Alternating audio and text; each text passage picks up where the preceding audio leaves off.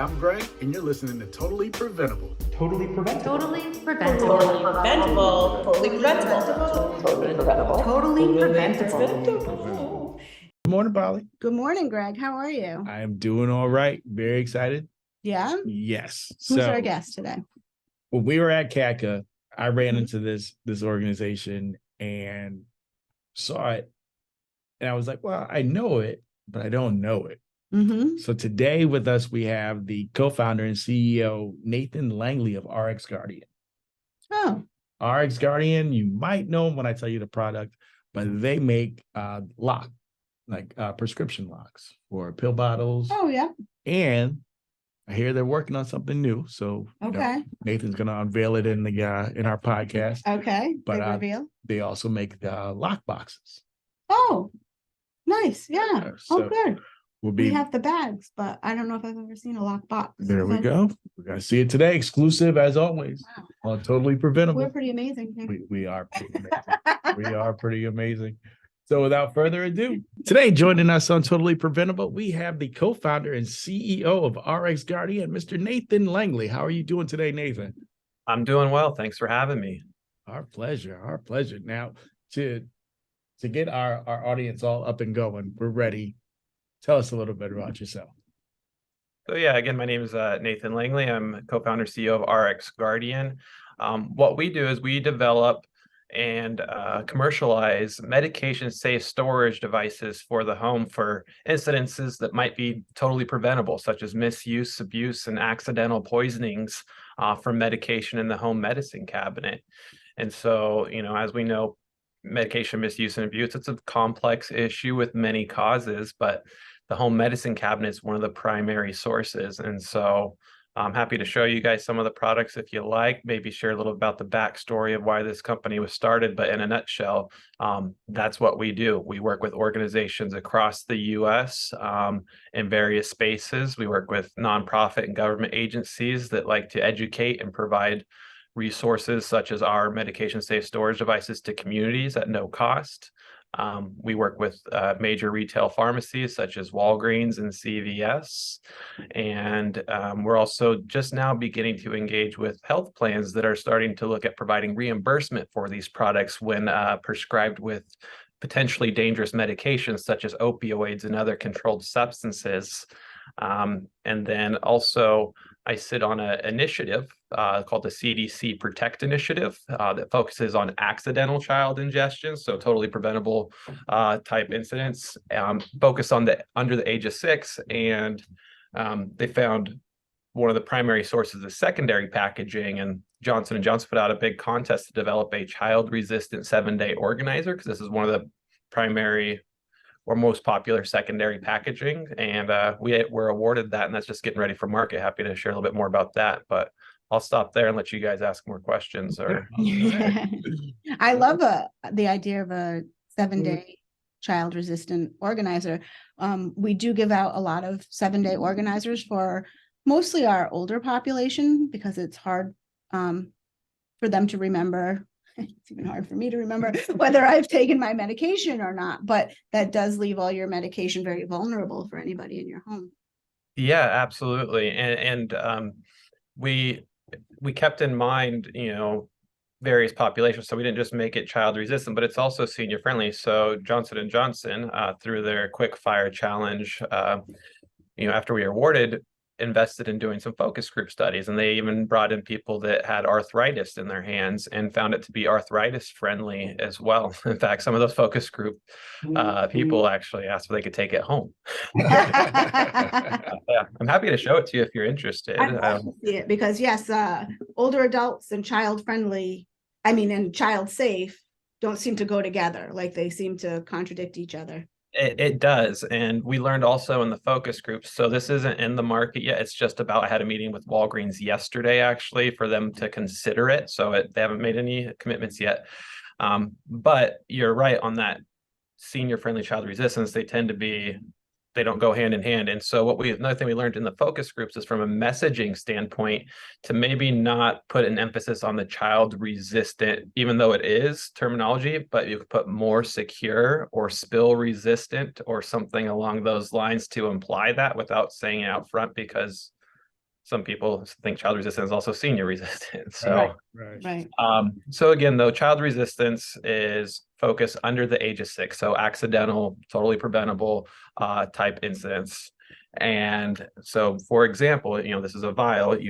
It's 2 steps. You press and you turn it. So we followed that same type of methodology for a 7-day organizer. So here it is, and it's kind of hard to tell, but you push and then you slide out, Oh, Ah, and then it's clicks back into place, so when it's closed. But if a young child gets it and he's playing with it, shaking it, it won't open, or if it's in the purse, it won't pop open and have any loose medication in the purse. So that's coming to market soon, but we're real excited about it.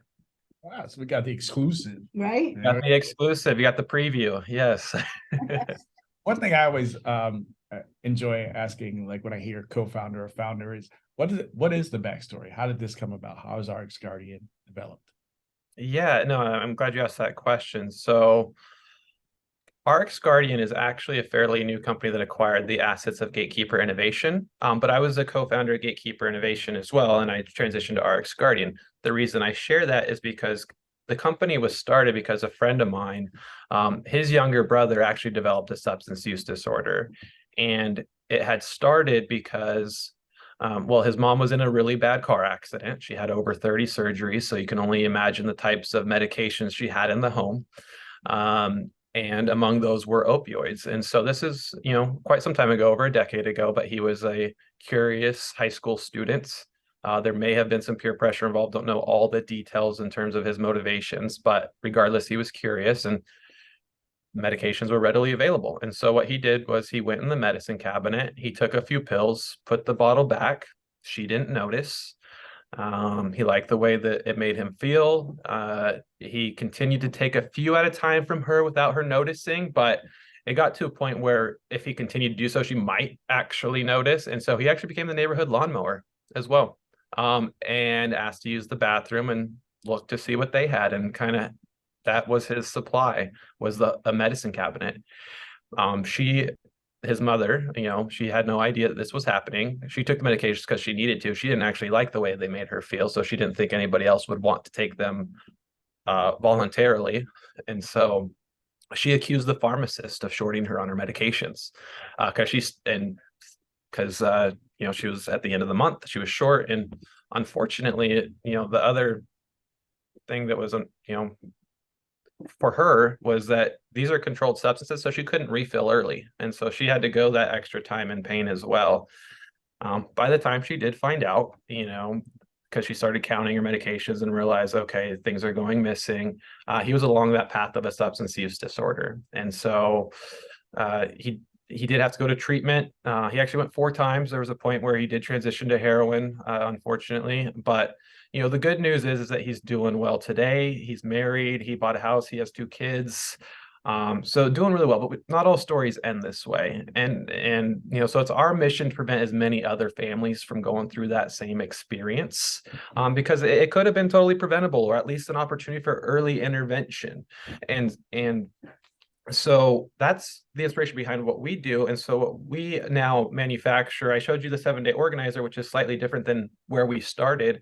We do locking caps for prescription vials and medication lock boxes. I have a few here that I can show you, but in general, if one of these was around at the very beginning, we imagine one of 2 things happening. 1, he would have saw a lock, maybe never started, or 2, here's an example of one of them. If you go to your local Walgreens, you'll see this packaging, but what's in there is this, and it just goes over the top of the vial and locks it up. So now it's locked.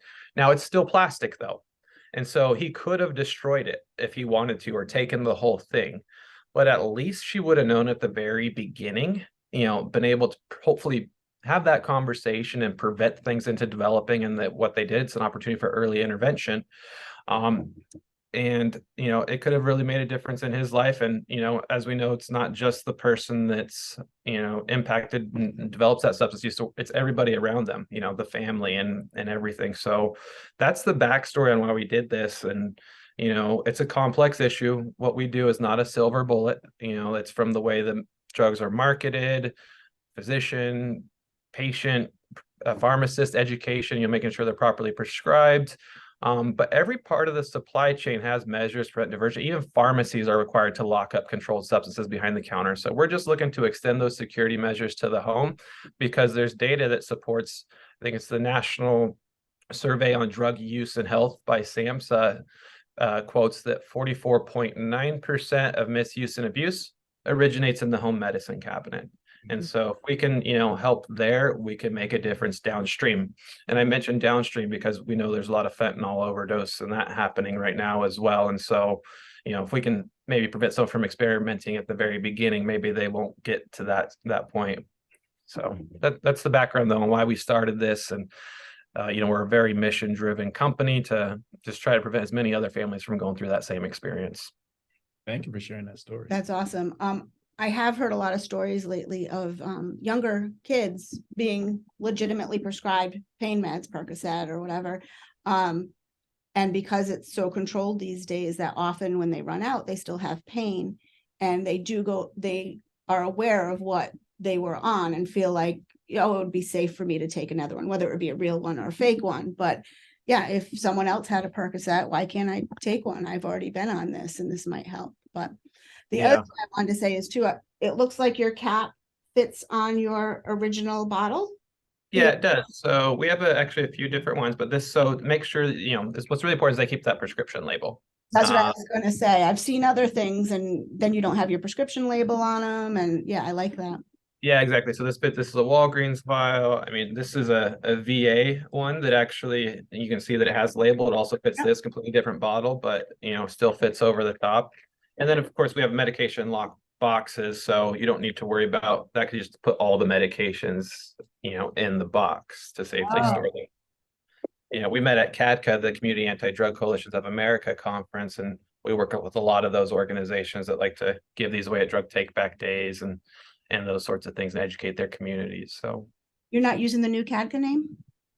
Yeah, that's right. That is right. It's going to take everybody a while to get that. I looked it up yesterday. I couldn't find it, so it's okay. Yes, I gotta, I'm glad you mentioned. I'm going to write that down because I don't even know it. I know that there's a new name, but I don't want to know. Greg probably knows it. No. No? Can't be put on the cover today. Yeah. It's still CADCA though, right? It Still is. good. Still okay. Yeah. I like the box. I do too. I think it'll be something that's easier for me. In my household, there's something in the kitchen medicine cabinet, there's something in the bathroom medicine cabinet, but having it in one area, one box, I think would be very beneficial for, I know I'm not the only person. Right. Better than having like 4 or 5 different bottles all locked up. They could be all in one place. Yeah. And that's actually exactly why we created it is, we found that a lot of people have multiple medications. And so rather than them have to have 4 or 5 or however many, locks, they can have the one lock and, safely store all their medications in the home. Now, oh, sorry. No. With these, with your products, I know the lockbox would, but with your caps, would that be beneficial or helpful with over-the-counter medications as well? Absolutely. Yeah, because so it's a very universal locking cap, and so it can fit, because especially, certain supplements, I know that they can be dangerous to children, and so there's definitely an opportunity there. I just think of, fat burning medications that gets the heart racing or something like, or I should say supplements, not medications, but it's definitely an opportunity for OTC as well. Yeah, I constantly think about the cough medicines. Mm-hmm. Oh, yes, that's a great point. Yeah, and so it does work with liquids as well because it goes over the top of the existing caps. We do have another one that has a bottle with it, and this does fit other bottles as well, but this one's slightly different. It's a twist on and then mix up one number, and then it just spins on there. So slightly different, but it does fit other bottles. For example, here's that VA bottle that I showed you, the Veteran Affairs bottle. It will fit directly on here as well and lock this up. Nice. Oh. And not that we promote cannabis use here at all, but I can see that box being helpful for people that have edibles in their home as well, because we've been seeing a lot of young children accidentally getting into some kind of edible that looks like a familiar candy or whatever. We have like a lock bag. Oh yeah, we actually have something like that coming out soon as well. And sometimes we're at tabling events where parents are very open with us that this would be great for our edibles. And at first we were like, oh, no, that's not what we're about. But we're about keeping kids safe. So if it keeps Exactly. kids safe, sure, by whatever means, you know. Yeah, and that's where we stand as well. We're not gonna, say, oh, right or wrong, but what we do know is right is making sure that it stays out of children's hands. And you mentioned those edibles. I mean, I live in California, and those are marketed. They look like you can't tell what a Skittle pack versus a cannabis packer is. They look the You want to hear all a the funny story? all the bright colors and all the different things on there, and Want to so hear our funny edible story? sure. We have some examples of like just the packaging of the edible packaging and its counterpart, like it's whether it's like Doritos or whatever. Oh, yeah. And so in the edible packaging, we've put other things in there so it looks like it's full, usually like Got it. Yeah. real candy or whatever. And we brought them to a luncheon where for clergy. And one of the clergies thought it was part of the snacks, and we caught him with it on his plate. He had the THC Doritos. We were like, Yeah. You have to be careful if you don't read the label. They don't make that super clear. It's they'll throw it in a small little corner, and yeah, they do. So who's the ideal Hmm. who's the ideal person to purchase these caps or to have the caps in the locks box? Who is it? The pharmacy? Is it just the parent? Who's the ideal person when RX Guardian was making these devices? So that's a good question, because we had an ideal customer in mind when we first started this, and we learned over time that it may not have necessarily been the right assumption, even though there was some data to support. So we started heavy on retail, making the product available to, anybody that wanted to buy it. We thought because, my friend's younger brother developed a substance use disorder and everything his family went through, that of course people are going to want to protect their kids and, also protect their medications from someone else. And so we put it on the shelves, or I shouldn't say we put it on the shelves, but we earned the business and, got a store placement. What we learned was that what we're doing, nobody thinks it's a bad idea. Everybody's like, wow, locking up, that makes sense. But what we found is the people that were buying were being reactive, meaning something had already happened. And the people that something hadn't happened to, they said, that's a great idea, but not my kids, or that's a great idea, but not in my household. And so, parents, there are some that are being proactive in buying and safely storing these things, but our goal was, let's not let this happen in the first place. And so the fact that a lot of people are being reactive and purchasing our products, we're like, let's avoid that. And so we took a step back and looked at our business model and said, how can we get these in people's hands at no cost?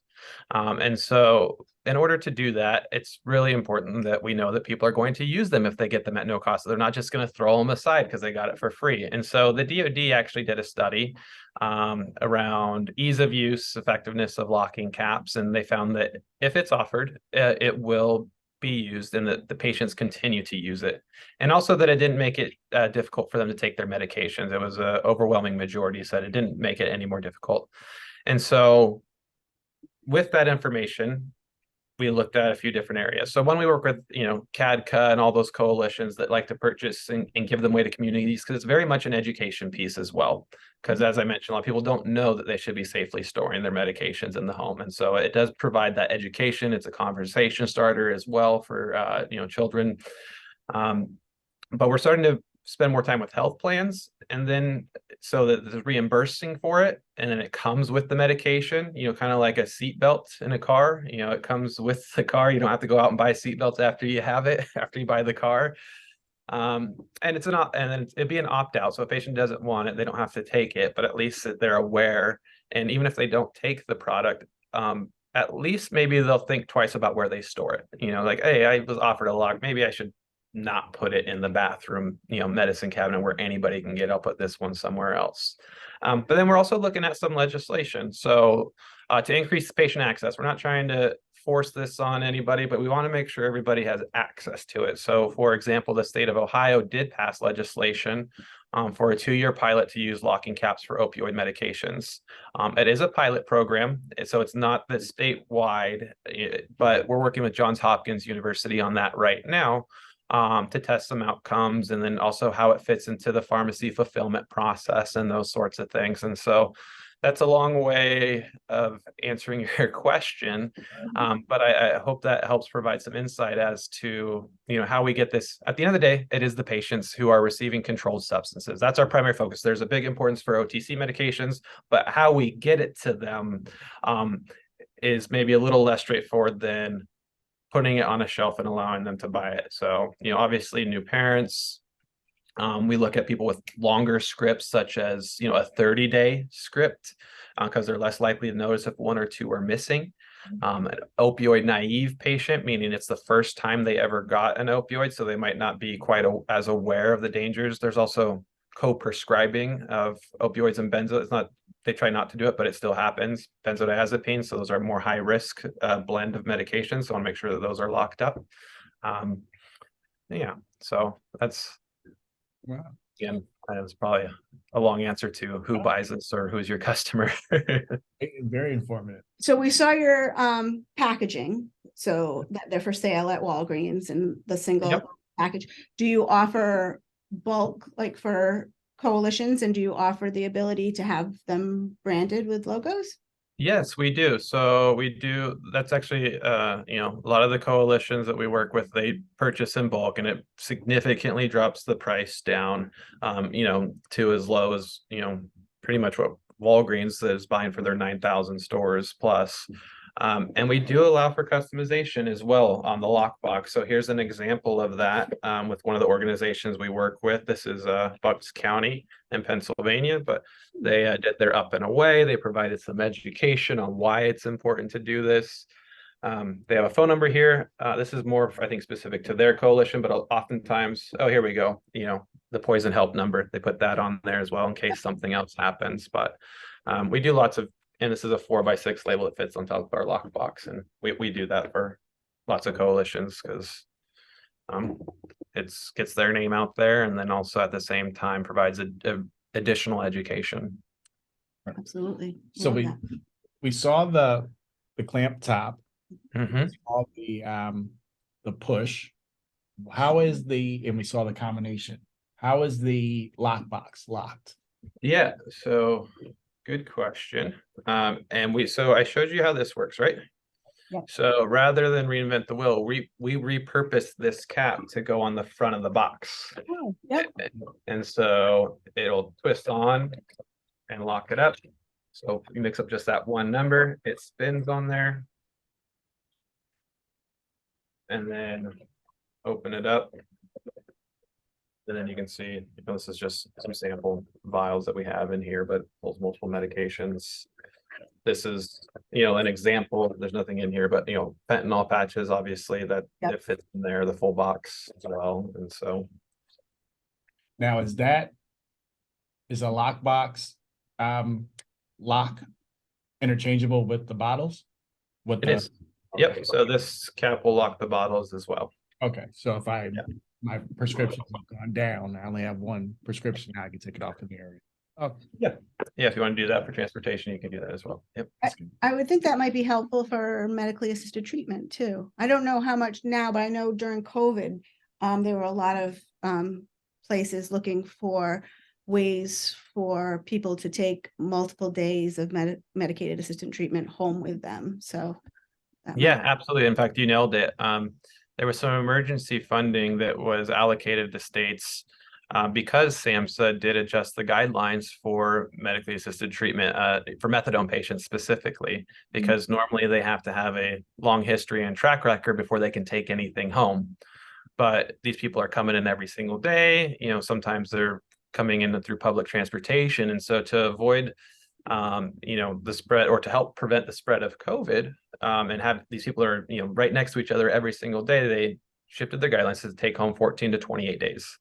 Now, they didn't want to make these patients go out and have to go buy the lock, scramble, and go find them. So a lot of states actually purchased from us and distributed them at the methadone clinics and gave them to them. And we fit a 2-week supply of methadone for the standard vial size, and it allowed them to take it home. And then what they would do is when they came back, if they had picked up another one, they'd bring their box and then they'd refill the box. And so Nice. I'm not sure if those guidelines have gone back or not yet, but I did see an article about adverse events and that there wasn't really many adverse events due to take home. So I won't be surprised if, maybe they loosen up those guidelines to not make all these people have to come in every single day. I'm sure there'll be some parameters around good track record, but the fact there wasn't many adverse events to my knowledge and what I found, I think it's great for the patient populations as well, because they also have to go to work and do all these things, and to have to go somewhere else before they do all that is a burden. Yep. To the naivety of people, is that a good word? Naivety? I Yeah. think it is. To those who are naive or thinking, not my child, no way, this isn't going on in my house. By chance, do you have any data that helped you move forward with this RX Guardian idea with the caps and why it's important? Yeah. So as I referenced, that SAMHSA national survey on drug use and health, it is a complex issue. There's many causes, and but it shows 44.9% started in the home medicine cabinet. And then there's also some data around, and I hate making this quote, but it's at drugfree.org. They have an infographic, and they say that 90% of addiction begins in the teenage years. So what that doesn't mean that someone became addicted, though. I did, look into this a little further. It means that they had their first experience while the brain is still developing. So even with alcohol or something, that means they maybe had their first drink, and then, they're 30 or 40, then they might become an alcoholic or something. But if you can prevent something earlier, while the brain is still developing, there's a better opportunity that, there's not going to be a negative outcome later. So if, for example, if someone has their first drink until they're 21 or later in life, they're far less likely to become an alcoholic. Same with the medications as well. For those who are hearing this and they want to get in touch with you, what's the best way to contact RX Guardian? So you can go to our website. It's rxguardian.com. We have a contact us form. While we have national distribution, we're we're not a huge team internally, so it's not too hard to even get to me directly if you go through the contact us at the CADCA conference. But I'd say the best is through our website. It has our phone number on there, and you can submit a contact us, and it'll go straight to one of our emails. And we're happy to talk to anyone in this field to support their efforts, even if we don't directly have what we're doing directly aligns. If someone's focused on treatment, if we can support something on the treatment side, we're happy to do that. And so, because we know it takes a very comprehensive approach, and we're all important pieces to this. And so nobody's a silver bullet, and working together, I think, is the best way to do that. So we're always happy to talk to people. Thank you very much, Nathan, for taking the time to speak with us today. We greatly appreciate it. If you ever need a job in prevention, you let us know, because you speak our language. We were like, I appreciate it. I love the name Totally Preventable, because that's what we do. These are the home medicine cabinet. If there's anything that someone wants to know what they can do, they can safely store the medications in the home. That's a place where it is totally preventable. It's tough to know what's going on at school or outside of the home, but the home is where you have control. That's and so happy to be a part of this, and thank you guys. Thank you. thank you. Nice to meet you. All right, you as well. Take Have a care. great day. All right, bye-bye. I'm Polly, and you've just listened to Totally Preventable. Totally preventable. Totally preventable. Totally preventable. Totally preventable.